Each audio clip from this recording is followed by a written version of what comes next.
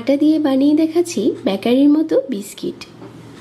এই বিস্কিটটা কিন্তু চুলাতে তৈরি করা, সেই সাথে খুব মুচমুচেও হয়েছে।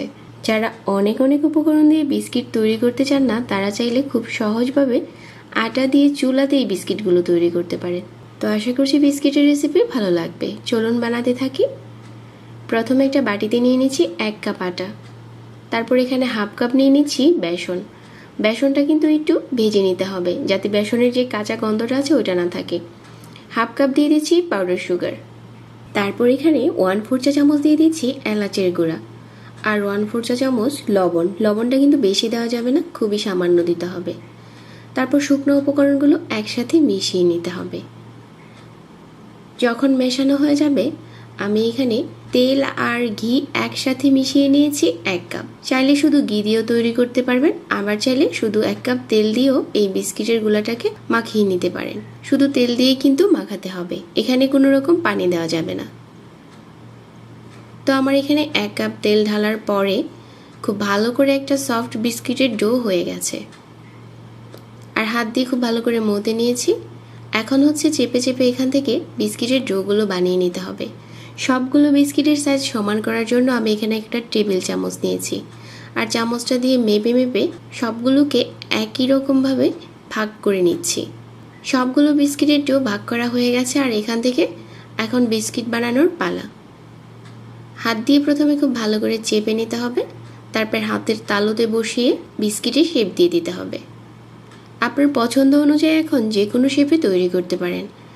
আমি আজকে বিস্কিটগুলো উপরে কিছুটা ডিজাইন করতে যাচ্ছি, তার জন্য একটা ছুরি নিয়েছি। ছুরিটাকে উল্টো পাশ করে দাগ কেটে দিচ্ছি।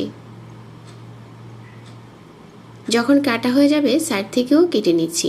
আমার এই ছুরিটা কিন্তু একদমই ধারালো না, ধারালো ছুরি দিয়ে কিন্তু করতে যাবেন না, তাহলে আবার হাতটা কেটে যেতে পারে। আর একইভাবে আজকে সবগুলো বিস্কিট বানিয়ে নিব।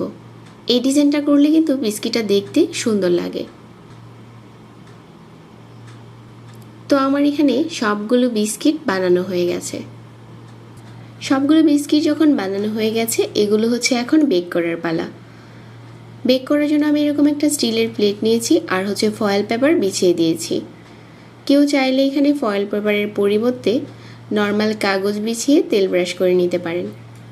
বিস্কিটগুলো বসিয়ে দিয়েছি, আর এখানে নিয়েছি লিকুইড মিল্ক। অল্প একটু টিস্যু ভিজিয়ে ভিজিয়ে লিকুইড মিল্কটা বিস্কিটের উপরে লাগিয়ে দিচ্ছি, তাহলে উপরে খুব সুন্দর একটা কালার আসবে। আর দিয়ে দিচ্ছি কিছু চিনি, আর এখানে কিছু বাদাম কুচি দিয়ে দিচ্ছি, এটা অপশনাল, দেখতে যাতে সুন্দর লাগে। এভাবেও তৈরি করা যাবে।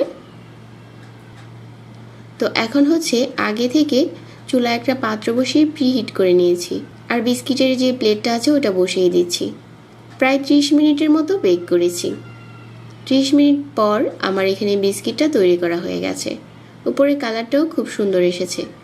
চুলার আঁচ মাঝারি রেখে এই বিস্কিটগুলো বেক করতে হবে। তো কেউ যদি চান স্বাস্থ্যকর উপায়ে নিজের হাতেই আটা দিয়ে তৈরি করে নিতে পারেন এই বিস্কিটগুলো। আশা করছি প্রতিদিনের মতো আজকের রেসিপিও ভালো লেগেছে। সবাইকে ধন্যবাদ জানাচ্ছি, আর সেই সাথে বিদায় নিচ্ছি। আল্লাহ হাফেজ।